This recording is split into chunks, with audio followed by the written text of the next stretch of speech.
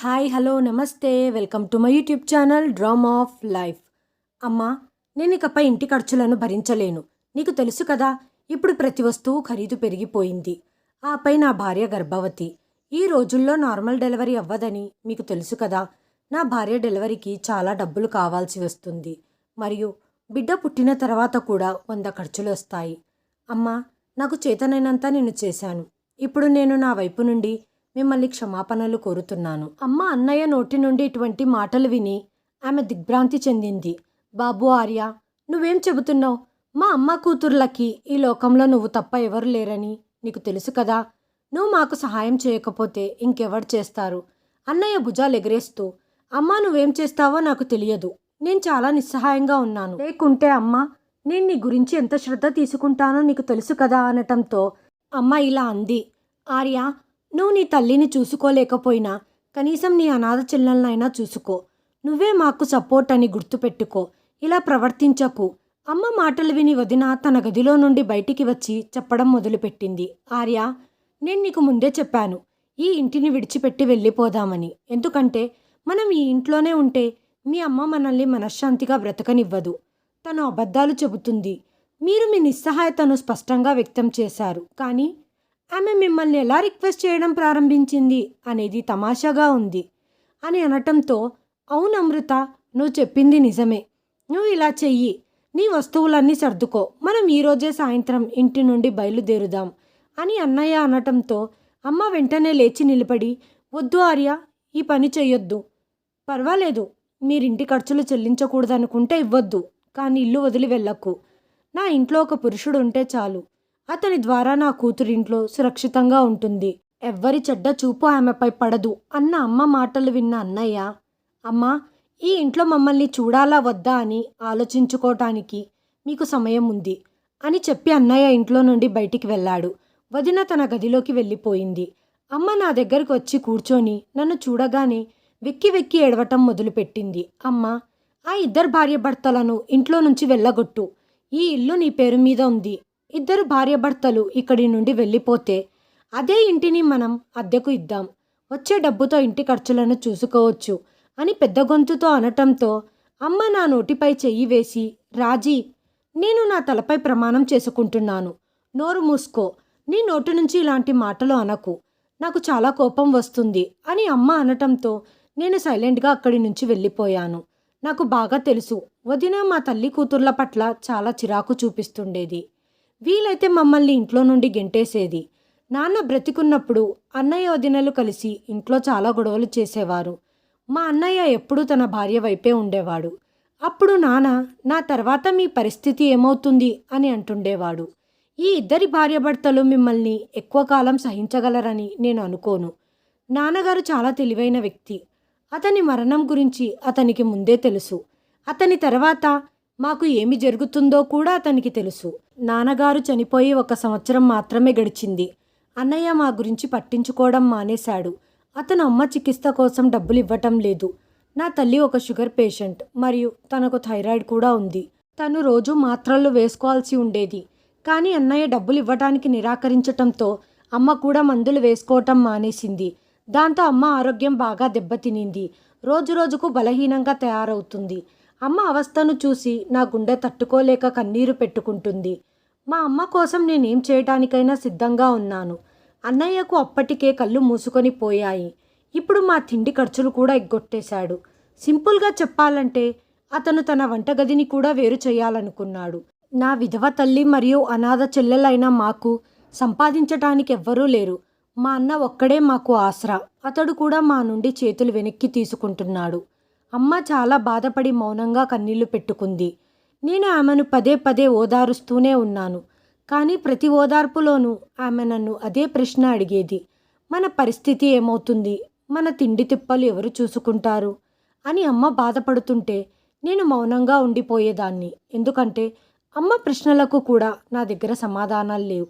అంతలో వదిన తన గదిలో నుంచి బయటికి వచ్చి, ఈరోజు ఎవరైనా కిచెన్లోకి వెళ్ళి ఏదైనా చేస్తారా లేదా అని చాలా అధికారంతో అడిగేసరికి మేం తల్లి కూతుర్లం మౌనంగా ఉండిపోయాం. ఇక్కడ ఎవరో చనిపోయి దుఃఖిస్తున్నట్లుగా అలా విచారంగా ఎందుకు కూర్చున్నారు? నేను ప్రెగ్నెంట్ అని మీకు కూడా తెలుసు కదా. ఇప్పుడు నాకు 6వ నెల. ఈ రోజుల్లో ఆడవాళ్లకు చాలా ఎక్కువ ఆకలితో ఉంటారు. మీరిద్దరు అమ్మ కూతుర్లు పని తప్పించుకునే దొంగల్లా ఇక్కడ కూర్చొని ఉన్నారు. వెళ్ళండి, వెళ్ళి కిచెన్లో ఏదైనా తినడానికి మరియు తాగడానికి ఏదైనా తీసుకొని రండి అని అనటంతో వదిన మాటలు విన్న అమ్మ కంగారు పడి లేచి కూర్చుంది. నేను అమ్మ చేయిని పట్టుకొని వెళ్ళొద్దని నిరాకరించాను. వదిన, తినడానికి ఏమీ లేనప్పుడు మేమేమి వండాలి? కూరగాయలు కొనుక్కోవడానికి కూడా మా దగ్గర డబ్బు లేదు. అలాగే మనం రొట్టెలు తయారు చేసుకునే గోధుమలు కూడా లేవు. మాకు ఆసరాగా ఉన్న అన్నయ్యని కూడా నువ్వు లాగేసుకున్నావు. ఇప్పుడు మేము వంటింట్లోకి వెళ్ళి ఏం చేయాలి? నువ్వు వెళ్ళి నీ కోసం మరియు నీ భర్త కోసం వంట చేసి తినండి. మాకెటువంటి ఇబ్బంది లేదు అన్న రాజీ మాట విన్న అమృత, రాజీ, నువ్వు చాలా బరి తెగించావు. నీకు సిగ్గులేదు. నీకు పెళ్లి చేస్తే ఆ ఇంట్లో ఏం సంసారం చేస్తావు? అతి త్వరలో నువ్వు విడాకులు తీసుకొని మళ్ళీ మా తల మీద కూర్చుంటావని నాకు అనిపిస్తుంది అనడంతో, వదిన, నేనంత మానుషంగా ఉంటానో లేక ఎంత సిగ్గులేని దాన్నో తెలియదు, కానీ నువ్వు మాత్రం ఓ తల్లి గుండెను ముక్కలు చేసి ఆమె కొడుకును సిగ్గు లేకుండగా ఎలా లాక్కున్నావో నాకు తెలుసు. నీ బిడ్డను నీ కడుపులో నుంచి ఎప్పుడెప్పుడో ఆ దేవుడు లాగేసుకుంటాడేమోనని భయపడు. సడన్గా మా అన్నయ్య కొట్టిన చెంపదెబ్బకు కత్తెరలా కదులుతున్న నా నాలుక ఒక్కసారిగా ఆగిపోయింది. ఆ సమయంలో అన్నయ్య ఇంట్లో ఉన్నాడని నాకు తెలియదు. అతడు నా మాటలు విని కంట్రోల్ చేసుకోలేక రాగానే నా ముఖం మీద కొట్టాడు. నాకు వణుకు పుట్టింది. ఎందుకంటే ఇప్పటి వరకు నా మీద ఎవరు చేయి చేసుకోలేదు. నేను ఏడుస్తూ గదిలోకి పరిగెత్తాను. అమ్మ నా వెంటే వచ్చింది. అమ్మ నా వైపు కోపంగా చూస్తూ, రాజీ, ఇంకా కళ్ళు తెరవని పసిగుడ్డును నా మనవడిని తిట్టినందుకు, నీ నోటి నుండి ఇలాంటి మాటలు పలికినందుకు సిగ్గుపడు. నీకేమైనా కంప్లైంట్స్ ఉంటే మీ వదినతో చూసుకో. అంతేకాని ఇంకా ఈ లోకంలోకి రాని పసుకందును అప్పుడే శపించడం మొదలుపెట్టావు అనటంతో నేను భయపడిపోయి పరిగెత్తుకుంటూ వెళ్ళి అమ్మను కౌగిలించుకొని ఏడవటం మొదలుపెట్టాను. అమ్మా, ఇదంతా నా నోటి నుండి ఎలా వచ్చిందో నాకు తెలియదు. ఆ చిన్న పిల్లవాడిని తిట్టాలన్నది నా ఉద్దేశం కాదు. వదిన దేవుడి పేరు చెబితేనన్నా భయపడి మనతో తన ప్రవర్తన మార్చుకుంటుందనుకున్నాను. అన్నయ్యను తన వైపు తిప్పుకొని మనందరి నుంచి దూరం చేసిందని నీకు తెలుసు కదా. వదిన ఇంత చిన్న విషయానికే ఇంత రచ్చ సృష్టిస్తుందని నాకెలా తెలుస్తుంది? అమ్మ అప్పటికే చాలా బాధపడిపోయింది. ఆ రోజు నన్ను కౌగిలించుకొని ఏడుస్తూనే ఉంది. ఇంతలో అన్నయ్య గదిలోకి వచ్చి, అమ్మా, మీరు ఏడవటం అయిపోతే వంటగదికి వెళ్ళండి. నా భార్యకు ఆకలి వేస్తుంది. తన కోసం వంట చెయ్యండి అనటంతో అమ్మ త్వరగా లేచి కళ్ళు తుడుచుకొని, సరే ఆర్య, నువ్వు దిగులు పడొద్దు. నేనిప్పుడే వంటగదికి వెళ్తున్నాను. అమ్మ నన్ను గదిలో వదిలిపెట్టి బయటికి వెళ్ళిపోయింది. బహుశా వారి మనసు మైనంలా మారిపోయిందని నాకు అనిపించింది. అమ్మ మాత్రమే వంట చేస్తుందంటే నలుగురికి కాదు, ఇద్దరికి మాత్రమే వండుతారు. నాకు చాలా ఆకలి వేస్తుంది. అలాగే నేను చీకటి గదిలో పడుకొనున్నాను. నాకు బయటికి వెళ్ళాలంటే భయంగా ఉంది. నన్ను చూస్తే మా అన్నయ్య మళ్ళీ కొట్టడం మొదలు పెడతాడేమో అని వణికిపోయాను. అమ్మ నా గదికి ఎప్పుడు వస్తుందో, నాకు తినడానికి ఆహారం ఎప్పుడు తెస్తుందో అని ఎదురు చూస్తూ చూస్తూ రాత్రి అయ్యింది. అమ్మ గదిలోకి రాగానే నేను త్వరగా లేచి కూర్చున్నాను. కానీ అమ్మ చేతులు ఖాళీగా ఉండటం చూసి, అమ్మా, నాకు ఆహారం తీసుకురాలేదా అని అడగటంతో అమ్మ కళ్ళల్లో నీళ్లు తిరిగాయి. తల్లి, నేను రోజంతా వంటగదిలో పని చేస్తూనే ఉన్నాను, కానీ నాకు కొంత ఆహారం కూడా లభించలేదు. అలాంటిది నీకెలా దొరుకుతుంది? ఒకవేళ నేను ఈ పని వేరే ఇంట్లో చేసి ఉంటే కనీసం వారు తినడానికైనా 2 రొట్టెలు కొంచెం కూరనిచ్చేవారు. కానీ మన వాళ్లకు మనస్సాక్షి అనేది చచ్చిపోయిందని నీకు తెలుసు కదా. నేను లేచి అమ్మ దగ్గరికి వెళ్ళాను. అమ్మ, నీకు ఆకలి అవుతుందా అని అడిగాను. అమ్మ అవును అని తల ఊపటం చూసి నా గుండె పిండేసినట్టు అయ్యింది. అమ్మ, బాధపడొద్దు, ఇప్పుడే ఏర్పాటు చేస్తానంటూ గదిలో నుంచి బయటికి వెళ్ళటం మొదలుపెట్టాను. అమ్మ నా చెయ్యి పట్టుకొని బయటికి వెళ్లకుండా ఆపేసింది. ఏమైందమ్మా అని అడిగాను. తను తన 2 చేతులను నా ముందు జోడించి ఇలా చెప్పింది, నువ్వు నా కోసం ఎలాంటి ఇబ్బందిని సృష్టించకు. మీ అన్న ఇల్లు వదిలి వెళ్ళటం నాకు ఇష్టం లేదు. నీకు తెలుసు కదా, ఇంట్లో పురుషుడు ఉన్నంతవరకే ఆ ఇంట్లో స్త్రీలు క్షేమంగా ఉంటారు. ఇంట్లో మగవాళ్ళు లేకుంటే ఇతర మగవాళ్లకు దారి దొరుకుతుంది. ఆ పైన జనాలు కూడా చాలా మాటలు అంటారు. అందుకే మీ అన్న కోపం తెచ్చుకొని ఇంట్లో నుంచి వెళ్ళిపోయే ఏ పని నువ్వు చెయ్యకు. అమ్మ, కంగారు పడకు, నేనేమీ అలా చెయ్యను. నేను నిన్ను ఇబ్బంది పెట్టను. నువ్వు నన్ను నమ్ము అని చెప్పి రూమ్లో నుండి బయటికి నడిచాను. హాల్లో ఎవరూ లేకపోవటంతో తలకు స్కార్ఫ్ కప్పుకొని ఇంట్లో నుంచి బయటికి వెళ్ళాను. పక్కింటి ఆంటీ వాళ్ళ తలుపు తట్టాను. గాయత్రి ఆంటీ మా అమ్మకి చాలా మంచి స్నేహితురాలు. ఆమె తప్పకుండా మాకు సహాయం చేస్తుందని ఆశగా ఉన్నాను. తను తలుపు తీయగానే నన్ను చూసి ఆశ్చర్యపోయి, ఏం రాజీ, అంతా బాగానే ఉంది కదా, ఈ టైంలో మా ఇంటికి ఎలా వచ్చావు? ఆంటీ, అమ్మకు బాగా ఆకలవుతుంది. ఇంట్లో తినడానికి ఏమీ లేదు. ఒకవేళ మీ దగ్గర కొంచెం అన్నం ఉంటే నాకు ఇవ్వండి అనటంతో ఆంటీ కళ్ళల్లో కన్నీళ్ళొచ్చాయి. మీ ఇంట్లో తినడానికి ఏమీ లేదా? ఎందుకు? ఇంతకుముందు ఇలా ఎప్పుడు జరగలేదే అనటంతో నా మరియు అమ్మ ఖర్చులు భరించటానికి మా అన్నయ్య నిరాకరించాడని చెప్పాను. అమ్మ ఈ రోజంతా కిచెన్లో పని చేస్తూనే ఉన్నా మాకు తినడానికి ఏమీ లేదు అనటంతో ఆంటీ త్వరగా మాకు 2 చపాతీలు చేసి అలాగే కొంచెం కూర కూడా ఇచ్చింది. నేను ఆమెకు కృతజ్ఞతలు తెలిపి ఇంటికి వచ్చాను. అమ్మకి నేను ఆహారాన్ని ఇచ్చాను. అమ్మ కూడా చాలా సంతోషించింది. అమ్మా రాజీ, నువ్వు ఇలా ఇతరుల ఇంటికి వెళ్ళి చేయి చాచి అన్నం అడుగుతుంటే నా హృదయం చెల్లించిపోయింది. నేను మిమ్మల్ని ఇంత నిస్సహాయంగా ఎప్పుడు చూడలేదు అనటంతో అమ్మ, దీనిని నువ్వు అవమానంగా భావించకు. ఎదుటివారి సహాయం తీసుకోవటం వల్ల నష్టమేమీ లేదు అనటంతో అమ్మ ఇలా చెప్పింది. రాజీ, నాకు నీ నోరంటే చాలా భయం. నువ్వు తప్పకుండా నా కోసం డ్రామాలు క్రియేట్ చేస్తావు. నేను నీ ముందు చేతులు జోడిస్తున్నాను అనటంతో అమ్మ, మన ఇంటివారే మనల్ని అవమానించినప్పుడు ఇతరుల సహాయం తీసుకోవటంలో ఎటువంటి నష్టమూ లేదు. మీ అన్న ఇప్పటికే నన్ను హింసించాడు కాబట్టి నువ్వు అతన్ని అడుగుజాడల్లో అనుసరించవద్దు. నీ మాటలు నన్ను ఇబ్బందుల్లో నెట్టేశాయి. ఈ విషయాలు విని విని నా రక్తపోటు ఎక్కువైతే మీకు సంతోషమా అని అమ్మ అడగటంతో నేను మౌనంగా ఉండిపోయాను. మరుసటి రోజు ఉదయం ఆంటీ మా ఇంటికి వచ్చి అమ్మ చేతుల్లో 5,000 రూపాయలు పెట్టింది. డబ్బు తీసుకోవటానికి అమ్మ నిరాకరించడంతో అప్పుడు ఆంటీ అమ్మ తలపై ప్రమాణం చేసి, నువ్వు ఎప్పుడైనా నన్ను చెల్లిగా భావించి ఉంటే అప్పుడే నా నుండి సహాయం తీసుకోండి, లేకుంటే మన మధ్య ఏ సంబంధం ఉండదని నేను అనుకుంటున్నాను. అమ్మ ఆ డబ్బులు తీసుకోవటానికి ఇష్టపడలేదు, కానీ ఆంటీ మాత్రం బలవంతంగా చేతిలో పెట్టేశారు. అమ్మ తన డబ్బులను త్వరగా తిరిగి ఇస్తానని ఆంటీకి వాగ్దానం చేసింది.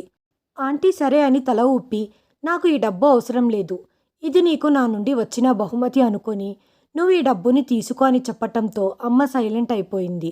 ఆంటీ వెళ్ళిపోయాక అమ్మ బజారుకు వెళ్ళి పిండి మరియు కొన్ని కూరగాయలను తీసుకొని వచ్చింది. అమ్మ ఆహారాన్ని రెడీ చేసి పెట్టింది. ఇప్పుడు వదిన ఆకలితో గదిలో పడుకొని ఫుడ్ ఎప్పుడు తయారవుతుంది, ట్రేలో పెట్టుకొని తన దగ్గరికి ఎప్పుడు తీసుకొని వస్తారని ఎదురు చూస్తుంది. ఈరోజు నేను మా అమ్మతో చెప్పాను, ఈ లోకం ఇటు నుంచి అటు తిరిగినా నువ్వు నీ కోడలికి ఏమీ వండి పెట్టొద్దని చెప్పటంతో, రాజీ, నేను నిస్సహాయంగా ఉన్నాను, నువ్వెందుకు ఇలాంటి మాటలు మాట్లాడుతావు? అమ్మ తల మీద ప్రామిస్ చేస్తూ, అమ్మ, నువ్వు నిస్సహాయంగా ఉంటే నేను కూడా నిస్సహాయంగానే ఉంటాను. నువ్వు ఇలా ఎవ్వరికీ చాకరీ చేయటం నేను చూడలేను. మా నాన్న చాలా మంచివారు, నువ్వు అతని భార్యవి. నిన్ను నువ్వు ఇలా ఓడిపోనీకు, లేకపోతే జనాలు నిన్ను పాతాళానికి తొక్కి వెళ్ళిపోతారు. ఇదంతా విని అమ్మ సైలెంట్ అయిపోయింది. ఆమెకు నాపై కోపం వచ్చిందేమో అనుకున్నాను, కానీ నేను ప్రమాణం చేసినందుకు ఆమె గదిలో నిశ్శబ్దంగా కూర్చొని ఉంది. నేను లేచి గది తలుపులు వేశాను. మేమిద్దరం తల్లి కూతుర్లం కడుపు నిండా అన్నం తిన్నాము మరియు ప్రశాంతంగా పడుకున్నాము. అర్ధగంట గడిచాక కిచెన్లో నుంచి వస్తువుల చప్పుడు వినిపిస్తున్నాయి. అంతలో వదిన వచ్చి మా గది తలుపులు కొట్టడం ప్రారంభించింది. త్వరగా తలుపు తీయండి, మీరిద్దరు అమ్మ కూతుర్లు ఉదయం నుండి వంటగదిలో ఏం చేస్తున్నారు? ఇప్పుడు నేను ఆహారం కోసం వెళ్ళినప్పుడు అక్కడ ఏమీ లేదు, నన్ను మీ గదిలో వెతకనివ్వండి అనటంతో, అమృత, నా స్నేహితురాలు నాకు డబ్బు ఇచ్చింది, దానితో నేను నా కోసం కూరగాయలను మరియు పిండిని తెచ్చాను, అదే మేము వండుకొని తిన్నాము. నీ భర్త తెచ్చిన సంపాదనతోనే నువ్వు కూడా తిను అనటంతో వదిన ఇలా అంది. నా పరిస్థితి ఇలా ఉందని మీ అందరికీ తెలుసు కదా, ఈ స్థితిలో నేను పని చెయ్యను. అలాంటప్పుడు నువ్వు నా నుండి ఏమి సాధించడానికి మొండి పట్టు పడుతున్నావు అనటంతో నేను ఇలా అన్నాను, నీ పరిస్థితి ఇలా ఉండి పని చేయలేకపోతే ఈ స్థితిలో దేవుడికి భయపడు అని అనటంతో అమ్మ నిశ్శబ్దంగా ఉండమని నాకు సైగ చేయటంతో నేను వెళ్ళి నిశ్శబ్దంగా పడుకున్నాను. వదిన అన్నయ్యకు ఫోన్ చేసి త్వరగా ఇంటికి పిలిపించింది. ఇప్పుడు అన్నయ్య కూడా గది తలుపులు కొడుతూ, అమ్మ, త్వరగా రూమ్ నుండి బయటికి రా అని అనటంతో అమ్మ నా వైపు చూసింది. నేను వద్దు, తలుపు తీయొద్దని తల ఊపాను, కానీ అన్నయ్య అలాగే తలుపు తడుతూ ఉండటంతో అమ్మ బలవంతంగా డోర్ తెరిచింది.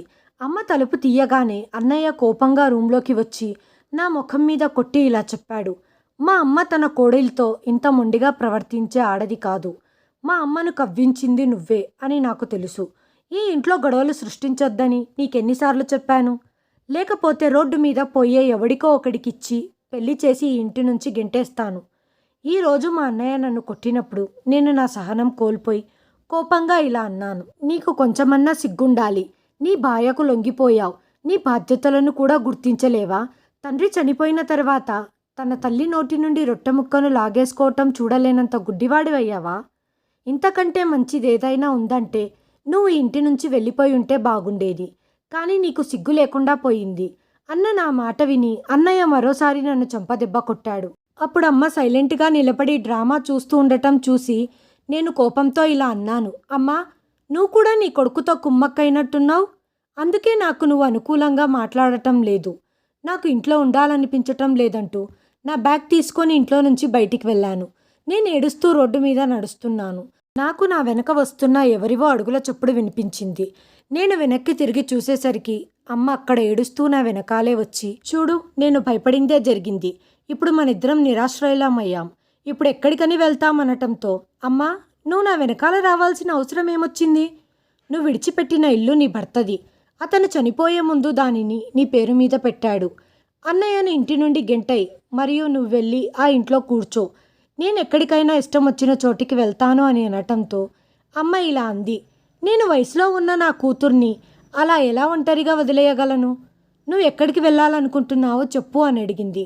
నేనెంతకు సమాధానం చెప్పకపోవటంతో అమ్మ ఏడుస్తూ, దేవుడా, ఈ బ్రతుకు బ్రతికేదానికంటే నన్ను చావనివ్వటం మంచిదని అమ్మ ఏడుస్తుంటే అమ్మ మాటలు విని నా గుండె పగిలిపోయింది. వెంటనే నేను అమ్మ చేతిని పట్టుకొని, ఇలా మాట్లాడకు, ఆ దేవుడి కృప నీపై ఎప్పుడూ ఉంటుంది అనటంతో, సరే, నువ్వు ఎక్కడికి వెళ్ళాలనుకుంటున్నావో చెప్పు అని అమ్మ అడగటంతో, నేను చిన్నమ్మ ఇంటికి వెళ్ళాలనుకుంటున్నాను అని చెప్పిన వెంటనే మా అమ్మ ముఖంలో చిరునవ్వు కనిపించింది. నేను దుఃఖంలో మునిగిపోవటం వల్ల అక్కడ ఉన్న నా చెల్లెల గురించి ఆలోచించలేకపోయాను. నువ్వు ఆ ఇంటికి వెళ్ళడం సరైనది. ఆమె చాలా మంచిది. ఆమె తన ఇంట్లో మనకు కొంత నీడనిస్తుంది. ఇప్పుడు మనిద్దరం తల్లి కూతుర్లం ఆమెతో పాటు తన ఇంట్లో ఉందాం. మా చిన్నమ్మ వేరే నగరంలో నివసిస్తుంది. మేము తన ఇంటికి వెళ్ళి మా సమస్యలన్నీ చెప్పుకుంటే చిన్నమ్మ పెద్ద మనసు చేసుకొని మాకు తన ఇంట్లో స్థానం కల్పిస్తుంది. చిన్నాన్న కూడా చాలా మంచి వ్యక్తి. అతను మన రాకను ఏ విధంగానూ అభ్యంతరం చెప్పలేదు. ఇది మీ ఇల్లు, మీ ఇష్టం వచ్చినట్లు ఉండవచ్చు, మీ ఇష్టం వచ్చినట్లు తిని తాగు అని చెప్పేవాడు. మా చిన్నమ్మ ఒక నర్స్. ఆమె ఉదయాన్నే ఇంటి నుండి బయలుదేరేది. వాళ్ళ ఇంటి పని చేయటానికి పని వాళ్ళను నియమించుకున్నారు. అమ్మ నేనిక్కడ చాలా ప్రశాంతంగా ఉంటున్నాం. మేమిక్కడికి వచ్చి 2 వారాలయ్యింది. సడన్గా ఒకసారి చిన్నమ్మకి ఆరోగ్యం క్షీణించడంతో అమ్మ చాలా కంగారు పడిపోయింది. అక్క, భయపడాల్సిన అవసరం లేదు. ఇది సీజనల్ ఫీవర్, త్వరలోనే తగ్గిపోతుందని చిన్నమ్మ చెప్పింది. అయితే ఆ రోజుల్లో పేషెంట్లు ఎక్కువగా వస్తుండటంతో తనకు సెలవు దొరకటం లేదని చిన్నమ్మ ఈ విషయమై ఆందోళన చెందుతుంది. ఇక సెలవు తీసుకుంటే ఈ ఉద్యోగం పోతుందని డాక్టర్ గారు చెప్పారు. చిన్నమ్మ ఈ పనిని వదలదలుచుకోలేదు. ఎందుకంటే ఆమెకు పిల్లలు లేరు. కాబట్టి నేను హాస్పిటల్కి వెళ్తేనే నా మనసు సంతోషంగా ఉంటుంది. నేను ఇంట్లో ఉంటూ గోడల వైపు చూస్తుంటే నాకు పిచ్చెక్కిపోతుంది. మరియు ఇప్పుడు ఏం జరుగుతుందో అని కంగారు పడతాను అని చెప్పటంతో చిన్నమ్మ, ఒకవేళ నువ్వు చెబితే నీ స్థానంలో హాస్పిటల్కి నేను వెళతాను అనటంతో నా అభిప్రాయం చిన్నమ్మకు నచ్చటంతో, సరే, నేను డాక్టర్తో మాట్లాడుతాను, తను ఓకే చెబితే నువ్వు వెళ్దువులే కానీ అని డాక్టర్ని అడగ్గా, సరే పంపండి అని చెప్పింది. చిన్నమ్మ ఆరోగ్యం నిజంగా బాగోలేదు. తను హాస్పిటల్కి వెళ్ళే కండిషన్లో లేదు. హాస్పిటల్లో కూడా వ్యక్తుల అవసరం ఉందని తెలియటంతో నేను హాస్పిటల్కి వెళ్ళటం ప్రారంభించాను. అప్పుడు చిన్నమ్మ నాకు ఒక విషయం చెప్పింది. అమ్మ రాజీ, ఈ ఒక్క విషయం గుర్తుంచుకో. ప్రపంచం ఎలా మారినప్పటికీ నువ్వు ఏ డాక్టర్ దగ్గర డబ్బులు తీసుకోవద్దు, ఎవరితో మాట్లాడడానికి ప్రయత్నించవద్దు అని అనటంతో, సరే చిన్నమ్మ అని హాస్పిటల్కి వెళ్ళిపోయాను. నా పని నేను చూసుకునేదాన్ని. నాకు పని చెప్పే సీనియర్లు ఉన్నారు. నాపై పెద్దగా పని భారం లేదిక్కడ. ఎందుకంటే ఆ పనిలో నాకు అనుభవం లేదు కాబట్టే రోగులను జాగ్రత్తగా చూసుకోవాల్సి ఉండేది. మరియు ఏదైనా రోగి పరిస్థితి క్షీణించడం ప్రారంభించిన వెంటనే నేను డాక్టర్ని లేదా నర్స్ని సంప్రదించాల్సి ఉండేది. ఇలాగే కొన్ని రోజులు గడిచిపోయాయి. నేనెవరితోనూ మాట్లాడేదాన్ని కాదు. ఒకరోజు చాలా చిన్న వయసున్న అందమైన నర్సు వచ్చి నా దగ్గర కూర్చొని, ఎందుకెప్పుడు చాలా విచారంగా ఉంటావు? నువ్వు ఎప్పుడు దేని గురించో బాధపడుతూ ఉంటావు అనటంతో ఈరోజు నా గుండె ఎలా గాయపడిందో మరియు నన్ను నేను కంట్రోల్ చేసుకోలేక నా కష్టాలన్నీ తన ముందు చెప్పేశాను.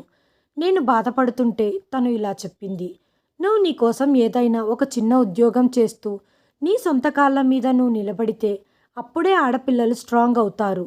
అప్పటి వరకు నువ్వు ఈ పని చేయి.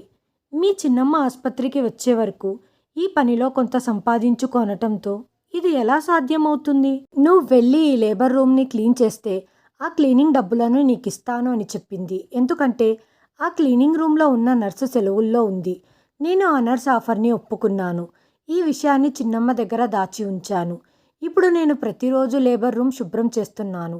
ఆ నర్సు సూచన మేరకు అక్కడ ఉన్న చెత్తంతా సంచిలో వేసేదాన్ని. ఆమె అక్కడే ఉంచిన చెత్త సంచులను నన్ను బయటికి విసిరేయని చెప్పేది.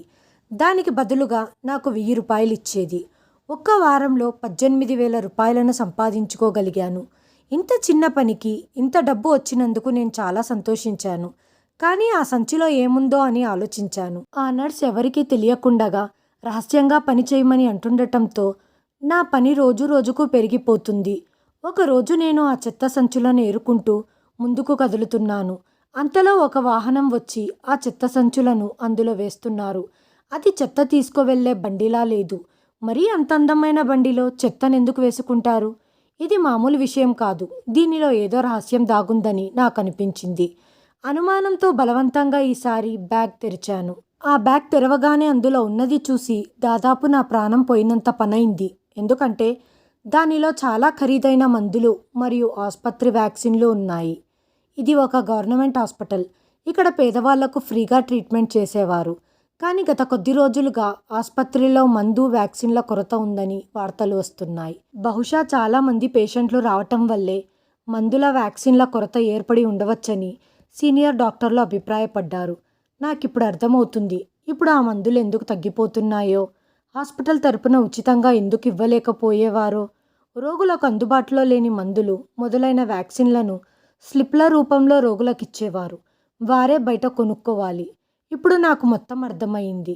ఆ నర్సు నాతో ఆడుతున్న ఆట. ఆ నర్స్ నన్ను చట్టవిరుద్ధమైన పనికి వాడుకుంటుందని, ఆమె మందులు మరియు ఇంజెక్షన్లను బయటికి పంపేది. ఆ పంపిన మందులను వాహనం వచ్చి తీసుకొని వెళ్ళేది. ఖచ్చితంగా ఈ మందులను ఏదో ఒక చోట అమ్మి లక్షల రూపాయలు సంపాదిస్తున్నారు. దానివల్ల చాలామంది పేదవాళ్ళు ఇబ్బందులు పడుతున్నారు. నేను ఈ చట్ట వ్యతిరేకమైన పనిని చెయ్యనని నిర్ణయించుకున్నాను. అలాగే ఆ నర్సు చేసే ఈ అక్రమ పనికి మద్దతు ఇవ్వకూడదనుకున్నాను. ఏదేమైనా ప్రపంచం తలకిందులైనా ఆమె రహస్యాన్ని ఛేదిస్తానని నిర్ణయించుకున్నాను. నేను ధైర్యం చేసి సీనియర్ డాక్టర్ దగ్గరికి వెళ్ళి నేనతనికి విషయం మొత్తం చెప్పేశాను. నేను చెప్పింది విని అతను ఆశ్చర్యపోయాడు.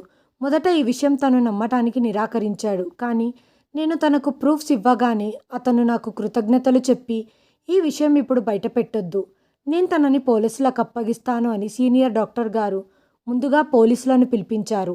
ఆ చెత్త సంచులను విసిరేయమని ఆ నర్సు నాకు చెబుతుండగా డాక్టర్ గారు పోలీసులకు సమాచారం అందించారు. వారు వచ్చి శోధించి లోపల నుండి మందులు మరియు ఇంజెక్షన్లను స్వాధీనం చేసుకున్నారు. రికవరీ అయిన మందులను చూసి నర్స్ను అరెస్టు చేశారు. నేను డాక్టర్కి సహాయం చేసి ప్రభుత్వ మందులను అక్రమంగా విక్రయిస్తున్న వ్యాపారాన్ని బయటపెట్టినందుకు హాస్పిటల్ వాళ్ళు నాకు 50,000 రూపాయల పారితోషికం ఇచ్చారు. దానితో పాటు నాకు నర్స్ ఉద్యోగం కూడా ఆఫర్ రావటంతో నేను చాలా సంతోషించాను. నేను ఈ విషయాన్ని అమ్మకు మరియు చిన్నమ్మకు చెప్పినప్పుడు వాళ్ళు కూడా చాలా సంతోషించారు. అప్పుడు అమ్మ ఇలా చెప్పింది, ఇప్పుడు మనం మన ఇంటికి వెళ్దాం. ఎందుకంటే అంత డబ్బు మన దగ్గర ఉన్నందుకు మనం హాయిగా బ్రతకగలం. ఇప్పుడైతే చిన్నమ్మ ఆరోగ్యం కూడా కుదుటపడింది. అందుకే తను తిరిగి హాస్పిటల్కి వెళ్ళడం ప్రారంభించింది. తల్లి కూతుర్లం ఇద్దరం ఇంటికి తిరిగి వచ్చేశాం. నేను నా ఊరిలో నర్స్ ఉద్యోగం చేయటం మొదలుపెట్టాను. మేము రావటంతో మా అన్నయ్య మరియు వదిన ఆందోళన చెందారు. వదినకు పూర్తి నెలలు నిండాయి. అయినా ఈ రోజుల్లో కూడా ఆమె మాతో గొడవ పడటం మానేయలేదు. నా పని నేను చూసుకునేదాన్ని. నేను ఆమె గురించి అసలు పట్టించుకునేదాన్ని కాదు. ఆర్యన్, నువ్వు ఇల్లు వదిలి వెళ్ళాలనుకుంటే నా తరపు నుంచి వెళ్ళిపో. ఇప్పుడు నువ్వు నాకు అవసరం లేదు అని అమ్మ స్పష్టంగా అన్నయ్యకు చెప్పటంతో అమ్మ మాట విని అన్నయ్య కంగారు పడిపోయాడు. ఎందుకంటే అన్నయ్య ఉన్న స్థితిలో ఇంటి అద్దె కట్టడం అంత సులువు కాదని. అందుకే అన్నయ్య భయపడి అమాయకంగా మారి అమ్మకు క్షమాపణలు చెప్పాడు. ఇంతకు ముందు వాళ్ళు మన ఖర్చులను భరించకూడదనే వాళ్ళ ఇల్లు విడిచి వెళ్ళినట్లుగా నటించారని నాకు అర్థమైంది. వాళ్ళకి ఇల్లు వదిలి వెళ్ళే ఉద్దేశం లేదు. కొన్నాళ్ళ తర్వాత నేను నా సొంతంగా డబ్బు సంపాదించటం మొదలుపెట్టాను.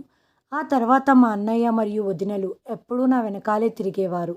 నేను కూడా వారిని క్షమించాను. ఎందుకంటే ఇప్పుడు నా జీవితంలో పనికిరాని విషయాలకి చోటు లేదు. కాబట్టి ఎవరైనా మనకు చెడు చేసినా మనం క్షమించినట్లయితే అది అతనికి చేసే ఉపకారం అని నేను అనుకుంటున్నాను.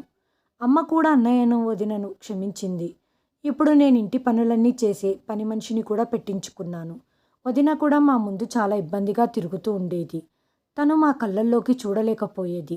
అమ్మ నేను హాయిగా జీవితాన్ని గడుపుతున్నాము. మాకు ఎవరి ఆధారాభిమానాలు అవసరం లేదు. హాయ్ ఫ్రెండ్స్, ఈ వీడియోను చివరి వరకు చూసినందుకు ధన్యవాదాలు. ప్లీజ్ సబ్స్క్రైబ్ చేయండి, లైక్ చేయండి, షేర్ చేయండి, కామెంట్ చేయండి. Thanks for watching.